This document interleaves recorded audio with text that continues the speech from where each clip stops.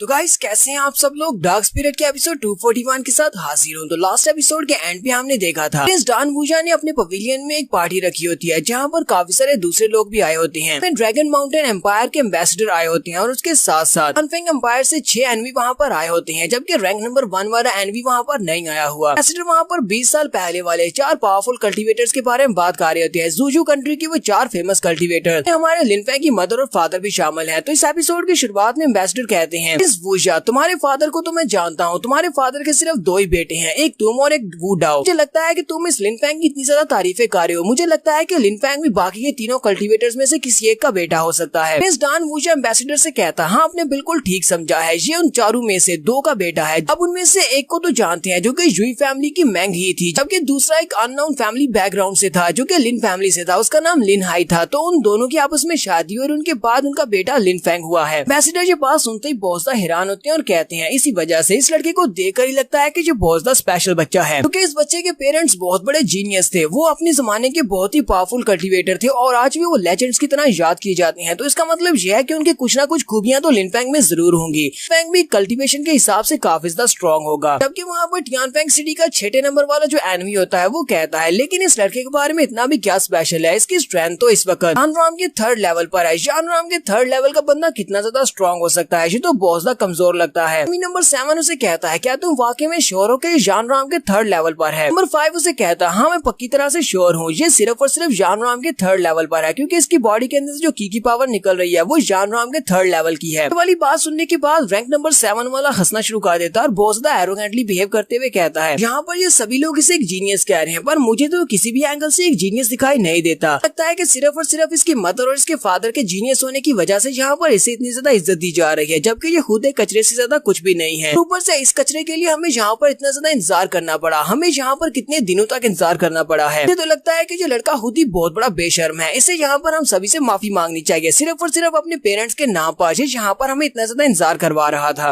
Linfeng उसकी बातें सुनने के बाद उसे कहता है, तुम्हें लगता है कि मैं सिर्फ और सिर्फ जानराम के 3rd लेवल पर हूँ, तो फिर ठीक है, जानराम के 3rd लेवल का ये वाला बंदा आसानी के साथ तुम्हें मार सकता है। रैंक नंबर 7 वाला एनवी उसे कहता है, लगता है कि तुम्हें ऐसे नहीं मारने वाले, अगर तुम्हें लगता है कि तुम मुझे मार सकते हो तो क्यों ना यहाँ पर फाइट करें। डॉन वूजा उन दोनों की बातें सुनने के बाद सोच रहा होता है, ये दोनों जहाँ पर अगर आपस में फाइट करेंगे तो मुझे ये बात तो पता है कि लिनफेंग बड़ी आसानी के साथ इसको मार डालेगा। अगर ये इतनी आसानी से मार डालेगा तो ज्यादा मजा नहीं आएगा। पहले इन दोनों को यहाँ पर आपस में बहस करने देते हैं, माहौल थोड़ा गर्म होगा, तो उसके बाद लिनफेंग सिटी के लोगों की बहुत ज्यादा इंसल्ट होगी। डॉन वूजा उन सभी लोगों से कहता है, तुम सभी लोगों को यहाँ पर आपस में बहस करने की जरूरत नहीं है, क्योंकि हम लोग यहाँ पर बैंक्वेट पार्टी को एंजॉय करने के लिए आए, तो क्यों ना यहाँ पर पहले बैंक्वेट पार्टी को एंजॉय कर लें, यहाँ पर खा पी कर पेट पूजा करें और अपना माहौल बना लेते हैं। बाद हमें फाइट तो करनी ही है, क्योंकि हम लोग यहाँ पर जमा ही इसलिए हुए हैं। सबसे पहले यहाँ पर म्यूजिक और डांस का बंदोबस्त किया जाए, हम लोग यहाँ पर अपना मूड क्यों खराब करें। तो वहाँ पर एक और एल्डर बैठे होते हैं जो कि कॉस्मिक यानी कि स्टार पवेलियन से होते हैं। वो उसे कहते हैं, डॉन वूजा ने बिल्कुल ठीक कहा है, ठरकियों की तरह उसे कहता है। तो डॉन वूजा, अब जबकि यहाँ पर एक बैंक्वेट पार्टी है तो तुम यहाँ पर खूबसूरत डांसर लड़कियां क्यों नहीं लेकर आए, खूबसूरत लड़कियों को यहाँ पर लेकर आओ ताकि वो हमारे सामने गाना गा सके या फिर अच्छा सा आइटम सॉन्ग के पर डांस कर सके। डॉन वूजा वहीं पर ताली बजाता है, जैसे वो ताली बजाता है तो बहुत ही खूबसूरत खूबसूरत लड़कियां वहाँ पर आना स्टार्ट करती हैं। वो वहाँ पर एक लड़की जीतर बजा रही होती है, जबकि बाकी की सभी लोग वहाँ पर आकर ट्रेडिशनल डांस कर रही होती हैं। ये सभी लोग अपने अपने जाम उठाते हैं और एक दूसरे के साथ चीयर करते हुए अपने जाम पीते हैं। वो लड़कियां वहाँ पर बहुत ही अच्छे के साथ डांस कर रही होती हैं।